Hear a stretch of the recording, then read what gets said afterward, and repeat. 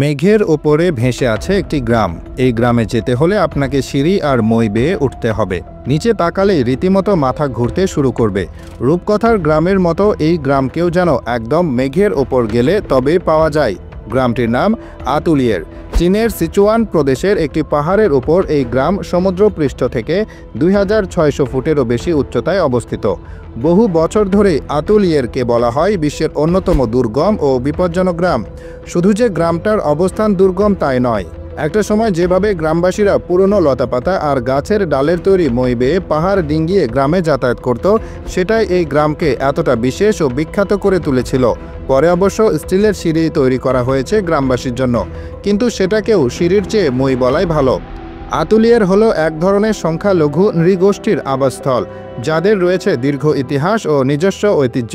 গ্রামটিতে প্রায় 80টি পরিবার বাস করে এবং প্রজন্মের পর প্রজন্ম ধরে তারা পাহাড়ের শান্ত পরিবেশে ভুট্টা ও আলু চাষ করে আসছে। এছাড়া পশুপালন করে এবং বেঁচে থাকার জন্য প্রকৃতির উপরই নির্ভরশীল। গ্রাম থেকে নিচের সবুজ পাহাড়ি অঞ্চল আর নদীর দৃশ্য ছিল রীতিমতো শ্বাসরুদ্ধকর। কিন্তু এই সৌন্দর্যের আড়ালে রয়েছে গ্রামবাসীদের প্রতিদিনের কঠিন বাস্তবতা।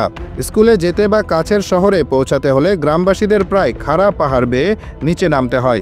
এমনকি 6 বছর বয়সী শিশুদেরও স্কুলে যাওয়ার জন্য পাথরের গা ঘেঁষে তৈরি পুরনো লতাপাতা, ডাল ও দড়ির মই বেয়ে ওঠানামা করতে হয়। আগে এগুলোই একমাত্র সম্বল ছিল। এখন স্টিলের সিঁড়ি হওয়ায় দড়ি ছেঁড়ার ভয় নেই, কিন্তু এরপরও ঝুঁকি থেকে গেছে। এসব পথে যাত্রা করলে প্রায় 2 ঘন্টা সময় লেগে যায়, আর পা পিছলে পড়ে যাওয়ার ভয় তো আছেই।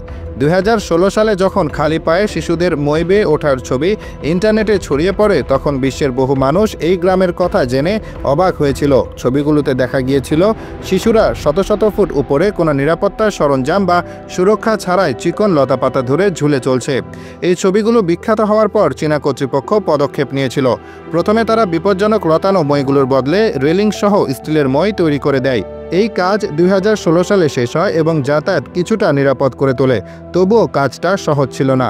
মানুষকে তখনও 2500 ফুটের বেশি খারাপ পাহাড় বেয়ে ওঠানামা করতে হতো, কিন্তু অন্তত আগের চেয়ে এটা বেশি সুরক্ষিত।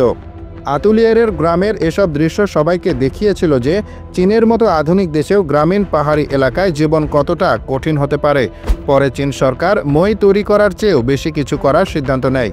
2020 সালে তারা গ্রামবাসীদের একটি নতুন জায়গায় সরিয়ে নিতে শুরু করে।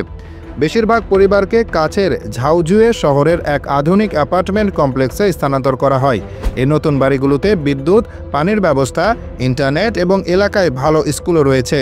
শিশুদের আর স্কুলে যাওয়ার জন্য পাহাড় বেয়ে আসতে হয় না। কিন্তু আতুলিয়ার গ্রামটা হারিয়ে যায়নি। কিছু গ্রামবাসী সেখানে রয়ে গেছে এবং এই পাহাড়ের ওপরের গ্রামটাকে এখন পর্যটন কেন্দ্র হিসেবে গড়ে তোলা হচ্ছে। মানুষ এই আশ্চর্যজনক জায়গা দেখতে এবং গ্রামবাসীদের অতীত জীবন সম্পর্কে জানতে আসে। আতুলিয়ার গ্রামকে খাড়া পাহাড়ের ঝুলন্ত গ্রাম নামেও ডাকা হয়।